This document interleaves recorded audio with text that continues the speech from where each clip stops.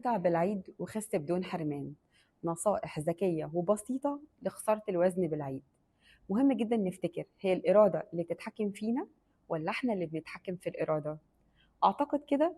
لما نقول التجارب أو الطريقة اللي احنا نمشي عليها دي، هنعرف إن احنا اللي بنتحكم في إرادتنا. احنا نقدر نخدع الإرادة. يعني لو انت عايز تاكل، قول لنفسك حاضر، هجيب الأكل اللي أنا عايزه، بس استنى، اشرب مية، اعمل أي حاجة قبلها. هنتكلم الأول هنعمل إيه. أول حاجة، انت ما تصومش عن الأكل. ما تصومش عن الأكل فترة طويلة ومرة واحدة تاكل دفعة واحدة. تناول وجبات صغيرة وزعها على اليوم عشان تحافظ على الشبع وتظبط الشهية، وتظبط كمان مستويات السكر في الدم، فما تحسش بالجوع الفظيع اللي ممكن تحسه مرة واحدة، وبالتالي هتلخبط. تحكم بقى في أكلك، يعني مثلا هتدخل تاكل، أول حاجة تختارها إيه؟ البروتين. تحكم في كمية اللحوم اللي انت هتختارها في العيد. يعني تختار لحم مشوي بدل ما تختار لحم مقلي، اختاره مسلوق بدل ما تختاره برضو مقلي. خلي دايما قطعة اللحمة بحجم كف ايدك، وكل بشويش على قد ما تقدر. يعني هنقلل دهون، هناخد وقت طويل قوي واحنا بناخد الاكل او بنمضغ في الاكل. نحتفظ بالاكل كده فترة طويلة في بقنا. هيبقى الطبق اللي احنا مختارين فيه الاكل مش اكبر طبق موجود، هنختار طبق معتدل يوازي كده ويناسب كمية السلطة وكمية البروتين اللي هنحطهم. هنخلي الحلويات الشرقية آخر حاجة عنينا تيجي عليها، علشان ما بوظلناش النظام الغذائي. ونحاول دايما نخلي أي حلو بسيط ومعاه قهوة سادة. هناخد قطع صغيرة من الحلو.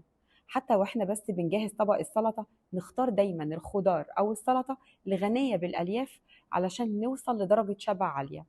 كمية الطعام ما يبقاش دسم، علشان نبقى عارفين احنا بنعمل ايه. هنشرب ميه كتير، لان الميه كتير بتقلل الشهيه. اوقات كتير بتبقى عطشان، وكمان العيد جاي في الحر. يعني انت ممكن يبقى عندك ميكس ما بين شعورك انا جعان ولا عطشان. للاسف كتير قوي واحنا جعانين بدل ما واحنا عطشانين بدل ما بنشرب بناكل. وده بيبقى فيه غلط حاصل، يعني احنا مش قادرين نحسم الجسم محتاج ايه. فالميه هتقلل الشهيه، هتحسن الهضم، هتمنع الخلط ما بين الجوع والعطش. فهنشرب كوبايه قبل الوجبه. هنمشي كتير، يعني مش عشان احنا في عيد فهنقعد بس قدام التي في او السوشيال ميديا. هنحاول على قد ما نقدر ان احنا نمشي كتير في العيد. هنحاول كمان نستغل العيد في الحركه والزيارات الكتير. هنظبط النوم. لو احنا سهرنا زي بالظبط لما بيحصل لخبطه ما بين احساسنا احنا عطشانين ولا جعانين، بيحصل برضو لخبطه في السهر. علشان نزود السهر ناكل، علشان الاكل يخلينا نحس ان احنا ايه، قاعدين الهرمونات اللي مسؤولة عن الشبع بننيمها بالأكل. هنراقب نفسنا. يعني إيه؟ يعني أنت دلوقتي كلت وجبة، ما تندمش وتلخبط باقي اليوم. لا، كمل عادي جدا يومك ان انت ماشي في دايت. امشي كتير، احرق الوجبة، اشرب مية. المية على فكرة أقوى حارق للدهون.